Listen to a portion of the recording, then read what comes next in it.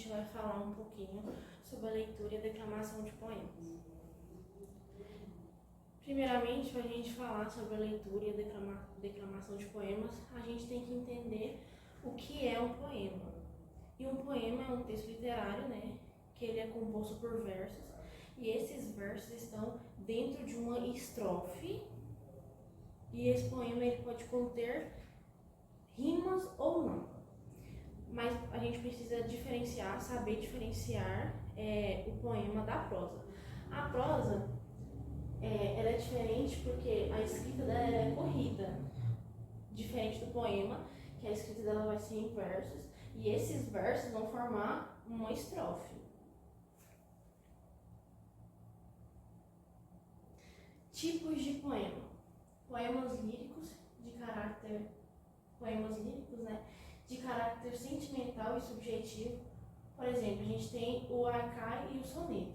Um exemplo de um poema lírico: Caçador de estrelas, chorou, seu olhar voltou, com tantas vem vê-las. Já o poema poético, ele contém a presença de heróis, como a Fábulas e a Pompeia. Exemplos de poemas épicos: As armas e os barões assinalados, que dá ocidental praia lusitana. Por mares nunca de antes navegados, passaram ainda além da tropa humana. Em perigos e guerras forçadas, mais do que prometida a força humana, e entre gente remota edificaram um novo reino de tanto sublimar. Então, a gente pode ver que o poema lírico, ele é um poema que ele vai estar ali passando um sentimento, né? Ele vai estar nos mostrando o que está acontecendo nesse poema de acordo com o sentimento, que o autor vai estar passando para a gente, enquanto leitor, o que ele está sentindo. E nos poemas épicos, é aquele poema que vai ter um herói, que esse herói vai estar nos dando uma direção, mais uma coisa do bem. Poemas narrativos.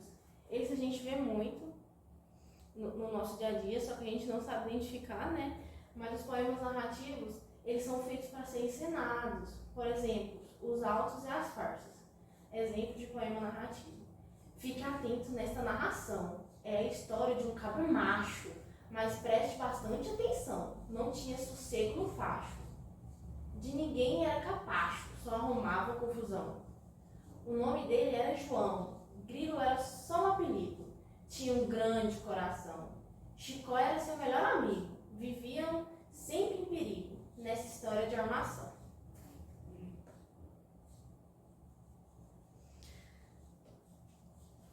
Nesse poema narrativo, a gente pode observar que ele está narrando uma situação, um momento ali da história de um cabra macho, que ele não era capacho, que ele só arrumava confusão. Pode-se perceber que nesse poema narrativo, ele está nos dando uma direção que a história está sendo narrada. Agora a gente vai ver, a gente viu os tipos e agora a gente vai ver as estruturas desse poema. O poema tradicional é aquele poema que segue uma estrutura regular, com versos e estrofes bem definidas. Tipo aqui, ó, um navio negreiro de Castro Alves. Estamos em mar, doudo no espaço, brinco o luar, dourada borboleta, e as vagas após eles correm, cansam, como tumba de infantes quietos. Nesse poema, a gente pode observar que ele tem uma métrica e uma organização em rimas bem definidas. Por exemplo, aqui, mar rima com luar. E mostra um estilo mais clássico, né, usado frequentemente na poesia brasileira. Na poesia brasileira a gente vê muito isso, a gente tem muito isso. E a gente pode observar também que na poesia brasileira a gente vai encontrar palavras, como estamos aqui, ó, faltando um pedaço, só que não é faltando um pedaço, é que era escrita antigamente com palavras mais difíceis. E igual aqui, que está faltando a E, né, a vogal E, mas que é um marco clássico da poesia brasileira. O haikai. O haikai ele é um poeminho curto, bem pequenininho, de origem japonesa e que ele vai retratar assim a natureza, o meio ambiente. Então toda vez que a gente vê um poema Haikai, ele vai tipo ter, não é 100% de certeza, mas ele vai ter pelo menos um traço ali que vai ligar ele à natureza, ao meio ambiente. Por exemplo, A Chuva Passa, de Paulo Levinsky. Uma chuva passa, a orquídea continua molhada de orvalho. Aqui ele fez relação direta, né, com o meio ambiente, a natureza, onde que a chuva, a gente pode observar a chuva e orquídea e orvalho. Esse poema ele é um poema bem curtinho, ele pode conter 3 versos, não é muito difícil ter mais de 3 versos, e 5, 7 sílabas no máximo. O soneto, a gente já viu muito soneto, durante o ensino fundamental, médio, a gente vai ver muito soneto, mas principalmente no ensino fundamental. O soneto ele é composto por 14 versos, divididos em 2 quartetos e 2 tercetos. Quartetos, lembra da matemática, que tem 4 lados, e os tercetos, apenas 3. Com rimas regulares, como por exemplo no poema de Vinícius de Moraes, Soneto de Fidelidade: de tudo ao meu amor, serei atento, antes e com tanto zelo, e sempre atento, que mesmo em face do maior encanto, dele se encante mais o meu pensamento. Aqui a gente observa as rimas regulares, então todo o verso aqui dentro desse soneto, ele teve a rima: atento, tanto, encanto, pensamento. O soneto é uma ótima maneira de mostrar a força de uma estrutura fixa pode ter. Estrutura fixa, 4 versos com rimas regulares, tá fixa. As rimas aqui, ela está fixa. Cada verso tem a sua rima. E o poema livre, que é aquele poema que a gente vai fazendo, ele não é obrigado a ter rima, não é pré-estabelecido a quantidade de estrofes. O escritor só vai fazendo, tem a liberdade de expressão. Você vai usar a sua criatividade, vai fazendo o poema de acordo com o que você desejar. Não do caminho, de Carlos Drummond de Andrade. Não há meio caminho, tinha uma pedra. Tinha uma pedra no meio do caminho. Tinha uma pedra no meio do caminho, tinha uma pedra. A gente pode observar aqui que, tipo, parece até um poema sem sentido, porque, tipo, não há caminho, tinha uma pedra. Não há meio caminho, tinha uma pedra no meio do caminho. Ele vai girando ali, usando a liberdade de expressão dele para fazer um poema livre, que parece sem sentido. Rimas não tem também. E aqui o Carlos Drummond repete uma mesma ideia para dar ênfase. Então a ênfase dele aqui é que tinha uma pedra no meio do caminho.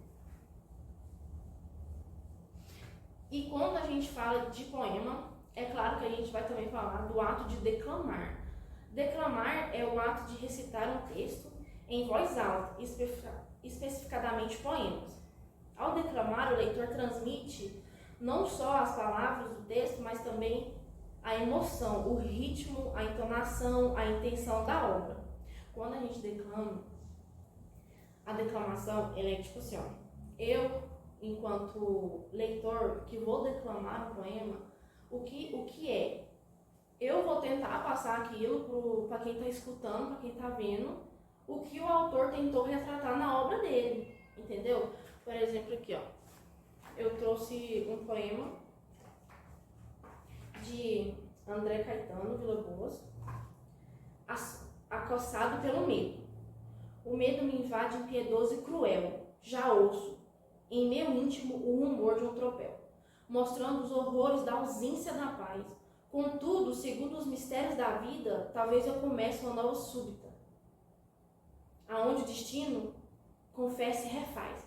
Tá vendo que aqui eu tô tentando repassar o medo, a angústia do medo nesse poema. E é isso que, tipo, eu, enquanto vou declamar, que eu vou tentar passar ao máximo para quem tá ouvindo, para quem tá vendo. Então, eu trouxe, né, algumas dicas para quando for declamar, que é importante, né? a gente tem que saber declamar bem, porque tipo, não dá pra ficar parado olhando pro nada enquanto você declama um poema. Declamar é uma arte que envolve interpretação, expressão e conexão com o público, e conexão também com o poema que está sendo lido. Entenda o texto. Antes de declamar, é essencial compreender o significado do poema ou trecho literário. Leia várias vezes para captar o tema. O que eu quis trazer aqui? É que quando você está lendo, declamando um poema ou qualquer texto literário, você tem que, se você não entendeu, você tem que buscar entender. Porque não dá para mim repassar para quem está ouvindo um poema que eu não consegui entender, que vai ser sem sentido. Então, por exemplo, aqui, ó. O medo me invade impiedoso e cruel. Já ouço em meu íntimo o rumor de um tropel. Como que eu vou declamar isso se eu não sei, se na minha cabeça eu não soube interpretar, eu não soube entender? Então, eu tenho que buscar ao máximo entender o que está sendo passado. Identifique o tom e a emoção. Decida qual é o tom do texto, alegre, triste, reflexivo, apaixonado e etc. Isso é muito importante, porque esse poema que eu comecei a declamar, ele é um poema que é meio triste, melancólico, podemos dizer assim. Então não dá para mim declamar um poema assim, ó. Chora o Senhor uma luz que inspire, que a chama da vida final não expire. Ao sopro revela dessa onda nefasta, diante do horror que já tenho sofrido. Me sinto exaurir do gemido em gemido, enquanto meu corpo senil se desgasta. Não dá para me declamar um poema desse jeito. Então eu tenho que buscar o quê? Esse poema, porque ele é alegre, triste, o que ele está tentando me passar? Não. Se ele é um poema triste, eu vou ficar triste, porque é o que o autor está me repassando. Quem escreveu está me passando o quê? Que ele é um poema triste. Então eu não vou, alegre, ou senão assim para baixo. Eu tenho que entender e compreender e encontrar o tom do texto. O controle da voz e da entonação é o mais importante, porque não dá para mim ler um poema, declamar um poema sem a entonação, porque fica um poema sem sentido. Por exemplo, aqui, ó. Com pouca esperança parece restar-me, já ouço o destino soar meu alarme. Não dá para mim declamar um poema, que esse aqui é um poema triste e melancólico, desse jeito. Eu declamaria assim: com pouca esperança parece me restar-me. E a minha quarta dica é: use pausas e silêncio. Porque não dá pra gente declamar um poema com pressa ou de qualquer jeito. A gente tem que primeiro respeitar o ponto de interrogação, respeitar as vírgulas, o ponto e vírgula. Por exemplo, aqui, ó. O medo me invade, impiedoso e cruel. Já ouço em meu íntimo o som do cruel. Tá vendo? Não dá. Eu tenho que respeitar o jeito que o poema foi escrito, as vírgulas. E quando eu dou a pausa necessária, eu vou estar passando ainda mais, dando mais ênfase do poema que eu estou declamando. Entendeu? As pausas ajudam a dar ênfase e permite que o público absorva o significado de certas partes. Por exemplo, aqui. O medo me invade, impiedoso e cruel. Pausei. Já ouço, vírgula, vou dar uma pausa. Em meu íntimo, vírgula, o rumor de um tropel. Entendeu? Vocês entenderam o que eu tô lendo. Que o medo invadiu ele e que ele tá ali com medo, angustiado. E o rumor de um tropel dele tá chegando. Entendeu? E por último, eu trouxe um poema da nossa querida Cora Coralina, escritora e poeta vilaboense, das pedras. Ajuntei todas as pedras que vieram sobre mim. Levantei uma escada muito alta. E no alto eu subi. Teci um tapete floreado. E no sonho me perdi. Uma estrada, um leito, uma casa, um companheiro, tudo de pedra. Entre pedras cresceu minha poesia, minha vida. Quebrando pedras e plantando flores. Muito obrigada. Espero que eu tenha conseguido repassar e contribuído para entender os tipos de poema e como fazer uma boa declamação.